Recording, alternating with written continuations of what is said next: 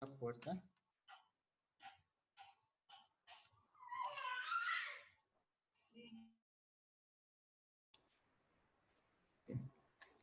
Sí, estamos grabando la conferencia.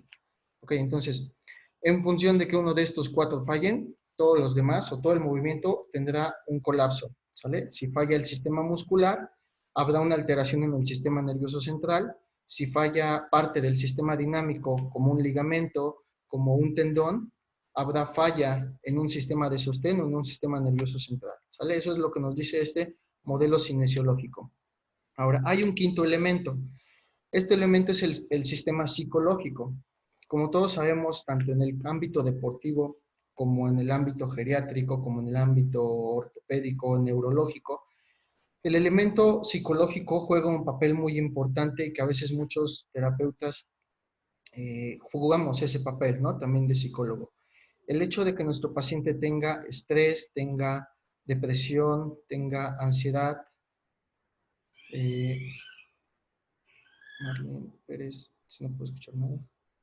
El hecho de que nuestro paciente tenga algún tipo de trastorno psicológico afectará su movilidad, afectará su funcionalidad, afectará su recuperación funcional, que es lo que nos concierne en este tema. Entonces, antes de empezar a tratar una lesión estructural, como lo puede ser una ruptura de tendón, una ruptura de ligamento, una ruptura muscular, necesitamos empezar y saber que vamos a trabajar con un individuo que es completamente biopsicosocial, ¿no? Y esto nos da a entender a que tengamos que ayudar o que jugar el papel de psicología, tengamos que jugar el papel, a veces, dar recomendaciones de nutrición, dar recomendaciones de muchas cosas para buscar una funcionalidad. No es nada más recuperar un ligamento, un tendón, una fibra muscular, ¿sale? Ahora, según Shirley Sharman, nos dice que cada elemento es esencial, pues tiene un papel crítico en la producción del movimiento, pero a su vez están afectados por el mismo. Lo que les acabo de explicar. Cualquier lesión, cualquier elemento, te va a afectar como una sinergia, te va a afectar en un efecto de cadena todo tipo de movimiento, ¿sale? Entonces, hay que estar muy pendientes de tratar a nuestro paciente que llegue por una lesión musculoesquelética en sus 5 esferas. ¿Cuál es la importancia de este modelo cinesiológico? Bueno, la importancia es hacer que la función óptima del movimiento se conserva cuando hay un movimiento regular y variedad en la dirección del movimiento de las distintas articulaciones. Significa que tenemos que dar una movilidad general, obviamente antes de recuperar una movilidad fina. ¿Bien? Vamos a poner un ejemplo de un deportista que se ha lesionado, un futbolista que se ha lesionado el ligamento cruzado anterior y que tiene limitación de rango de movimiento, tiene dolor, tiene... Perdón, ¿todos escuchan bien la conferencia?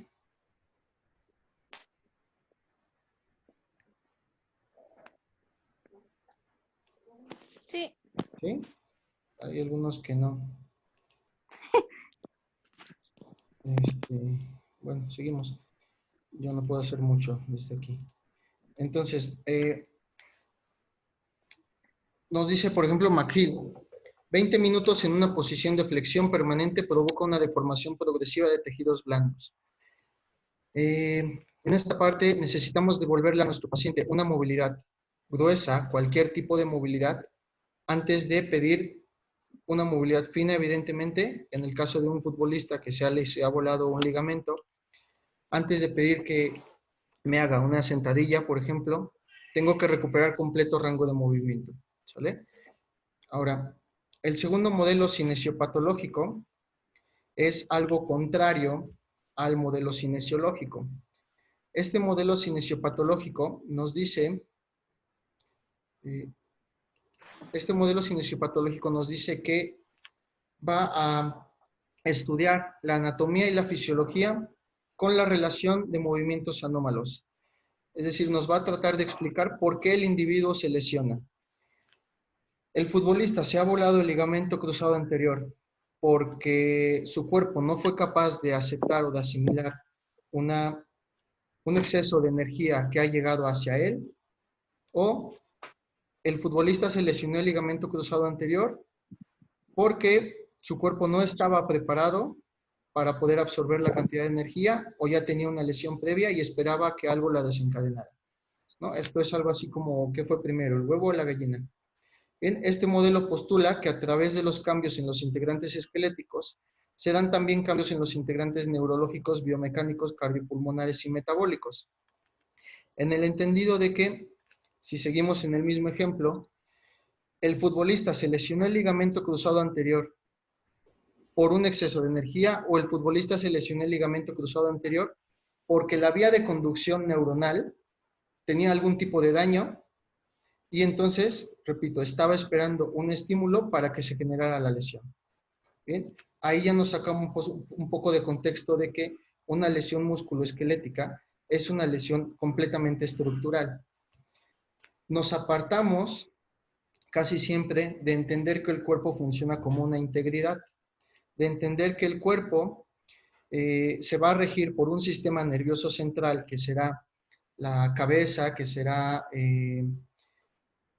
el centro y que va a regular todo tipo de homeostasis fisiológica, y nos enfocamos en recuperar una lesión estructural. Muchas veces este es la diferencia entre lograr recuperar la lesión para volver a recuperar, para volver a darle a nuestro paciente o a nuestro deportista un return to play muy fuerte y que si te regresa no llega lesionado de la misma zona, o que simplemente le quites el dolor, lo hagas caminar, lo hagas correr y que a los 3, 4 partidos o 3, 4 entrenamientos el dolor vuelva nuevamente. ¿Sale? ¿Por qué? Porque estamos tratando la lesión solamente estructural. Nos apartamos completamente de que hay un nervio específico que le va a dar una inervación a una zona que ya fue lesionada, y nos apartamos de entender que toda estructura tiene una vascularidad, una inervación, tiene un grupo de trabajadores que están a su cargo para poder generar un buen funcionamiento. Bien, ahora, aquí tengo el resumen de lo que es algo de evidencia científica, que nos dice que cuando hay una disrupción del ligamento, es decir, una ruptura, habrá una alteración de la información de vías aferentes propioceptivas. Posteriormente se generará una compensación motora hasta que se genere una remodelación del sistema nervioso central, y como resultado tendremos errores de coordinación motora. ¿Qué significa? Vamos a poner un ejemplo de que tienes que llegar a la Ciudad de México desde aquí, desde Tlaxcala, ¿sale? Para llegar a la Ciudad de México tienes dos caminos. Uno es la pista y otro es la carretera libre, ¿sale? En el entendido de que tú eres el potencial de acción, o tú eres la información nerviosa que va a llegar a tu ligamento, que va a llegar a tu músculo, que va a llegar a tu tendón. Y la Ciudad de México es esa estructura a la que tú tienes que llegar, ¿sale? Entonces, por azares del destino, la pista ha sido cerrada, ha sido bloqueada, entonces tú tienes que irte por otra vía. En este caso te vas a ir por la vía libre. Eso involucra a que vas a llegar tal vez tarde, a que tal vez tu auto tenga más desgaste, a que puede ser que no llegues, ¿no? Involucra muchas cosas. Es lo mismo en este tipo de lesiones musculoesqueléticas. Cuando se genera una lesión estructural, se altera toda la vía nerviosa que va a llevar información a ella. Entonces el cuerpo, dentro de toda su sabiduría, busca llegar o llevar esa información nerviosa a la estructura, sea como sea. De modo que generará alteraciones o una compensación motora. Aquí es donde hay más posibilidades de lesiones.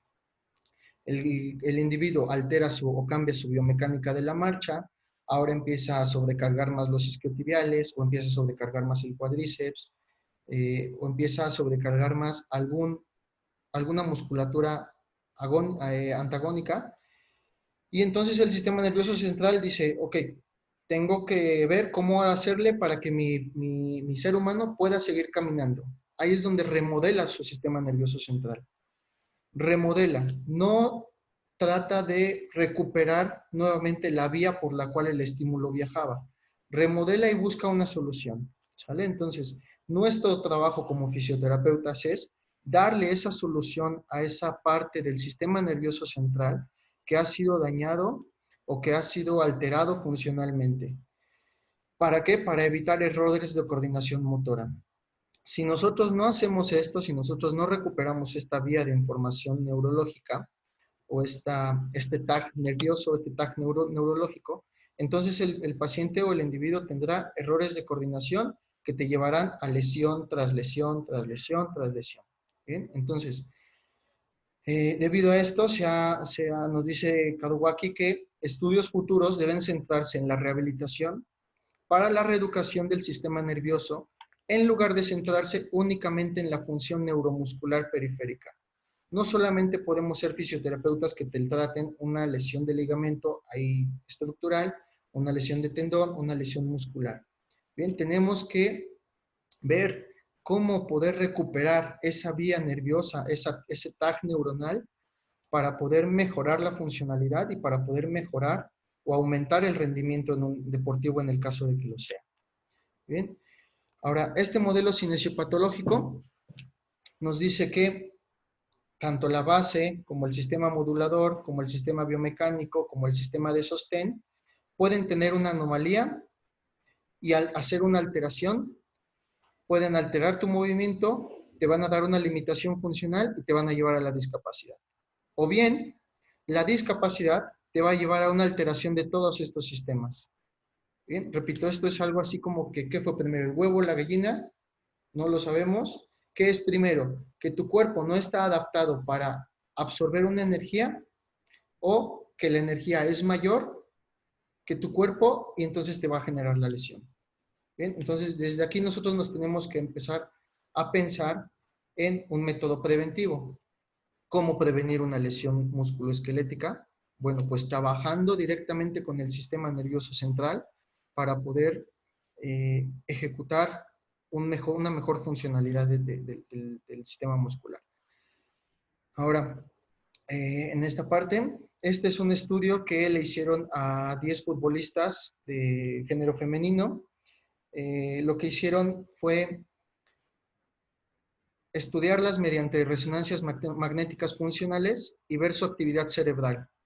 Ver o ver todo ver qué características, qué zonas, qué áreas de Brodmann se activaran primero, qué áreas de Brodmann se activaran después, durante cierto tiempo, ¿no? Entonces, se encontró que en 2 jugadoras se generó una lesión del ligamento cruzado anterior y la resonancia magnética funcional demostró que en estas 2 jugadoras se empezó a presentar una alteración de lo que se conoce como la S1, como el primer área de Brodmann, que es el córtex sensorial primario izquierdo.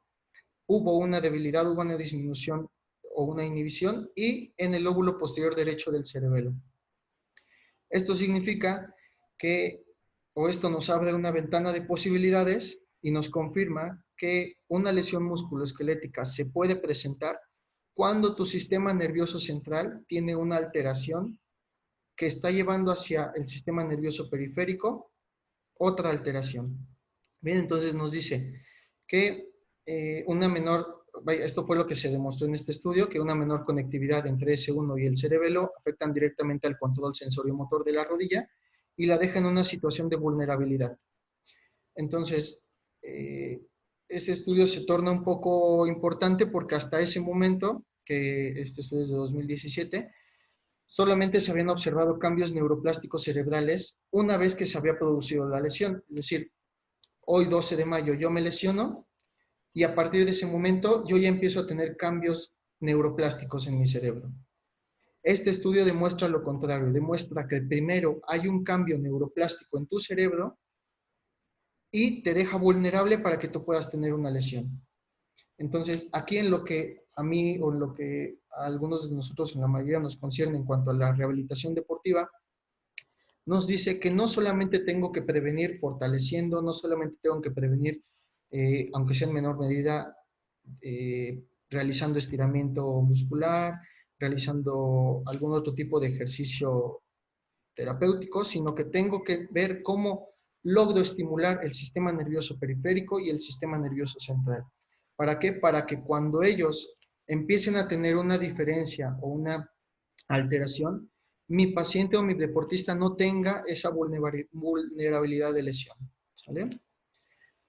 Ahora, ¿cómo recuperar una funcionalidad en el deportista? ¿Cómo empezar? ¿Qué hacer primero?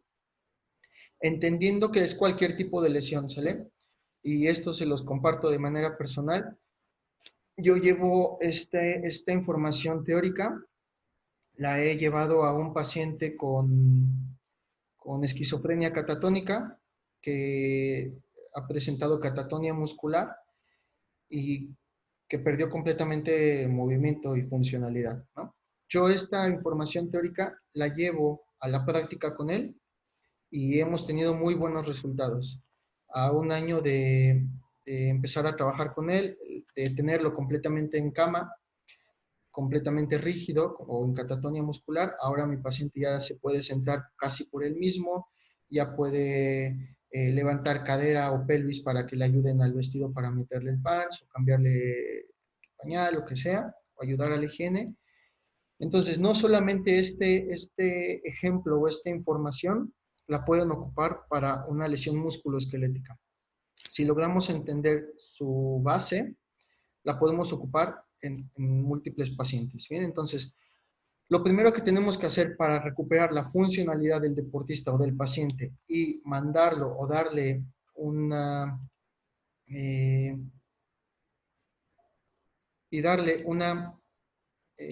una mejora de movimiento, una mejora de estabilidad, es trabajar la movilidad. Yo aquí les he platicado, les he dicho a mis alumnos o practicantes o pacientes, lo primero que vamos a hacer es recuperar el movimiento, ¿sale? ¿Cómo? Como sea, utilizando cualquier medio físico, utilizando cualquier ejercicio físico, utilizando cualquier técnica, pero tienes que recuperar el movimiento, tienes que recuperar el rango de movimiento, ¿bien? Ya que hayas recuperado tu movilidad gruesa en todo rango, vas a mejorar y a trabajar sobre su estabilidad. Y aquí tienes que trabajar sobre estabilidad dinámica y estabilidad estática. Posteriormente vas a hacer una movilidad controlada. Significa que tu paciente todavía no trabajas aquí fuerza ni potencia, ¿sale? Simplemente es movimiento, estabilidad y movilidad controlada. ¿Dónde trabajamos movilidad controlada o qué trabajamos en movilidad controlada? Un, un movimiento específico y fino. Aquí ya te la vas a buscar a tu paciente que antes era una movilidad gruesa, antes era una movilidad sin control. Aquí ya vas a buscar darle ese control, ¿sale? Y en el último, que es la destreza, aquí lo que vamos a buscar con nuestros pacientes ya es darles fuerza, darles potencia, darles resistencia, darles lo que necesiten para poder mejorar ya o ya darles el return to play, ¿sale? Entonces, repito, primero tienes que recuperar la fuerza, perdón, la movilidad, acomode lugar, posteriormente la estabilidad, posteriormente la movilidad controlada para que tu paciente ya empiece a hacer actividades finas y al último, la destreza. Entonces, ¿cómo recuperar la movilidad o qué es la movilidad? Vamos a buscar un patrón de movimiento.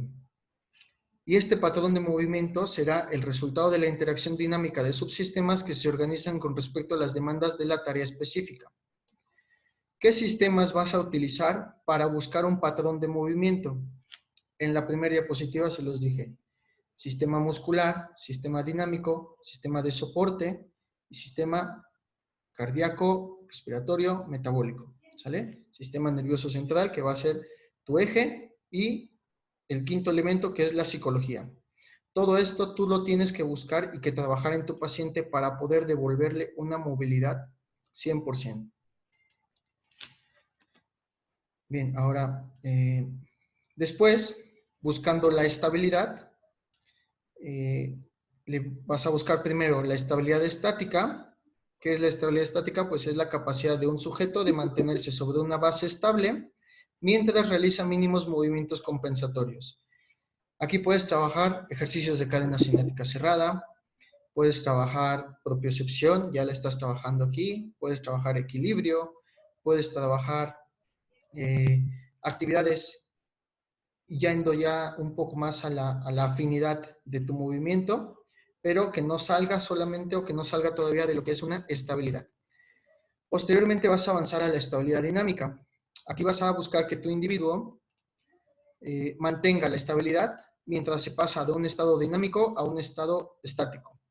Bien, entonces aquí ya a tu paciente le vas a empezar a trabajar ejercicios de fuerza, ejercicios de resistencia, ejercicios de potencia, pero que cuando tú termines ese ejercicio el paciente debe de mantenerse inmóvil. ¿Sale? Vas a pasar de un estado dinámico a un estado estático en milésimas de segundos. Aquí ya estás trabajando tú con sistema nervioso central, con sistema cardíaco, sistema pulmonar para mejorar y mantener tus frecuencias respiratorias, tus frecuencias cardíacas y que te puedan dar la estabilidad o la seguridad de que cuando tú caigas en la zona en donde debes de caer, no haya posteriormente un movimiento. ¿Bien? ¿Cómo vamos a valorar esta estabilidad estática y esta estabilidad dinámica? Bueno, aquí se me repitió esto. Bien. Posteriormente, haremos una movilidad controlada. Y aquí vas a utilizar el feed forward. Hasta hace tiempo se trabajaba con algo que se conoce como feedback. Feed forward te va a dar una preparación postural o te va a dar una respuesta postural. Lo que vas a hacer es buscar estrategias que te den un movimiento voluntario funcional, buscar estrategias que hagan que prepares a tu deportista o a tu paciente para una actividad específica y que que tu paciente pueda cometer error, pero siempre y cuando busques una preparación para algo específico. ¿Sale?